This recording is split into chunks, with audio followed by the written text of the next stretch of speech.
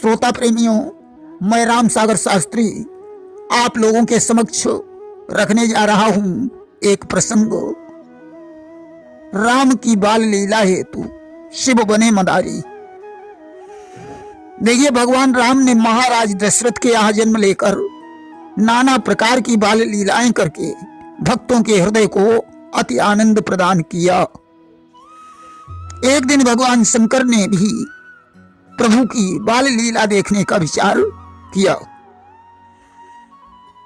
कि बार बार करते रहे अपने हृदय विचार, प्रभु लीला के वास्ते हुए शंभु तैयार।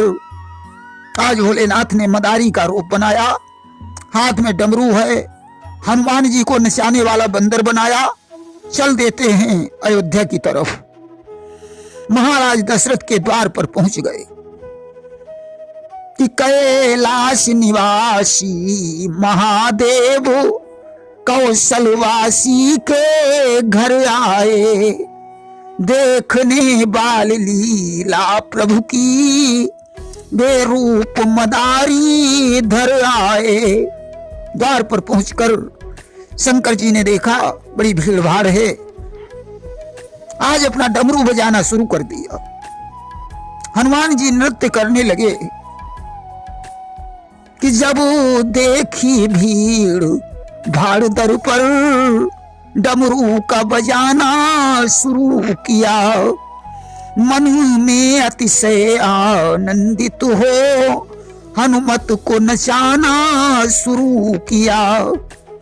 जो डमरू की आवाज भगवान राम के कानों में पड़ी, दरवाजे से बाहर निकले। ज्यों ही भगवान शंकर ने प्रभु को देखा, आज मन ही मन प्रणाम करने लगे कि निकले महलों से तुरंत जब प्रभु करुणाधाम, मन ही मन शिव ने किया सादर उन्हें प्रणाम। भगवान राम शिव जी और हनुमान को देखकर मुस्कुराने लगे। प्रभु आज बाल लीला करने के लिए जमीन पर लौट गए। महाराज दशरथ ने राम से कहा, बेटा तुम्हें क्या चाहिए? राम ने कहा, पिताजी मुझे ये बंदर चाहिए। ये बंदर मुझे बहुत अच्छा लगता है, मैं तो इसी के साथ खेलूंगा। कि देख वीर हनुमान को मचल उठे रघुनाथ, तात खेलना है मुझे इस बंदर के साथ। दशरथ ने कहा, बेटा ये मदारी का बंदर है, इस पर अपना कोई अधिकार नहीं है, मैं तुम्हें किष्किंधा पर्वत से दूसरा बंदर मंगवा दूंगा। राम ने कहा, नहीं पिताजी मुझे यही बंदर चाहिए।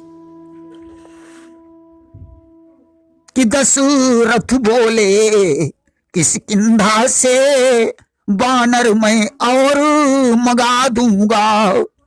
राघव बोले, रहने भी दो मैं तो यही बानर लूंगा। अब तो महाराज दशरथ राम की जिद से परेशान हो गए। उन्होंने मदारी से कहा, भैया ऐसा करो, या बंदर तुम मुझे दे दो, मैं इसके बदले में आपको बहुत सा धन दूंगा, तुम कहीं से दूसरा बंदर पकड़ लेना।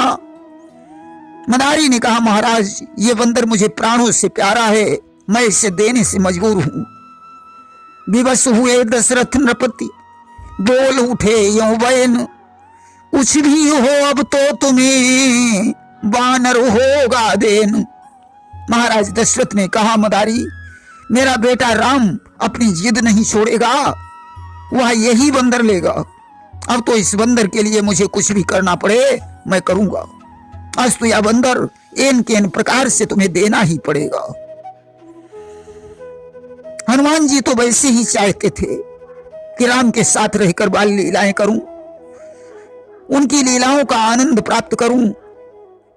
कि हनुमान चाहते थे मन में ऐसा ही अवसर आ जाए, लीलाएं प्रभु के साथ करूं यहाँ हृदय प्रफुल्लित हो जाए। महाराज दशरथ ने दासी को आदेश दिया, जाओ एक थाल हीरा मोती भरकर इस मदारी को प्रदान कर दो। दासी थाल लेकर आई। भोलेनाथ ने कहा, राजन मुझे इन मोतियों की कोई आवश्यकता नहीं है, मैं तो आपके पुत्र का दर्शन करके ही कृतार्थ हो गया हूं। मैं आपके पुत्र को आशीर्वाद देता हूं कि आपका बेटा चिरंजीव हो। इतना कहकर भोलेनाथ ने भगवान राम को मन ही मन प्रणाम किया और कैलाश पर्वत को लौट आए कि छोड़ दिया हनुमान को रामचंद्र के पास। राम राम कहते हुए शिव लौटे कैलाश। और इधर भगवान राम हनुमान के साथ बाल लीलाएं करने लगे। एक दिन की बात है कि एक दिवस प्रभु सूत में बांधी आकाश के माही पतंग उड़ाई। एक दिन भगवान राम ने डोरी में बांधकर पतंग उड़ाई और जाय छई सुरलोक सुचंगो जयंत किनारी ने लीन छुड़ाई। पतंग देवलोक में चली गई। जो इंद्र के पुत्र जयंत की पत्नी ने उस पतंग को देखा, उसने पतंग को पकड़ लिया। भगवान राम ने पतंग लाने के लिए हनुमान जी को भेजा कि ले न गए हनुमान बली और तियने तब नाही सुचंग गाई। हनुमान जी ने जाकर जयंत की पत्नी से कहा पतंग को छोड़ दो। जयंत की पत्नी ने कहा हनुमान तुम जाकर राम से कह दो कि जयंत की पत्नी तुम्हारा दर्शन करना चाहती है।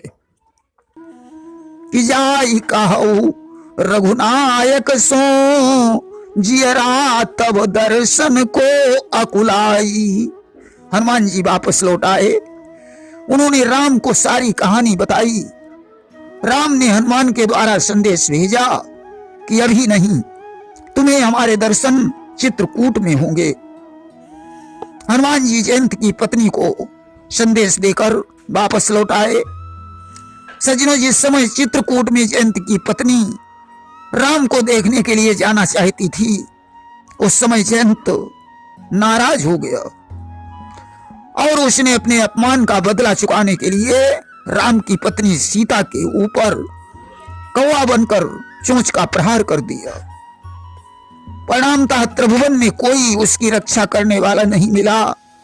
अंत में राम की ही शरण में जाना पड़ा और राम ने उसकी एक आंख फोड़कर उसे प्राण दान दे दिया।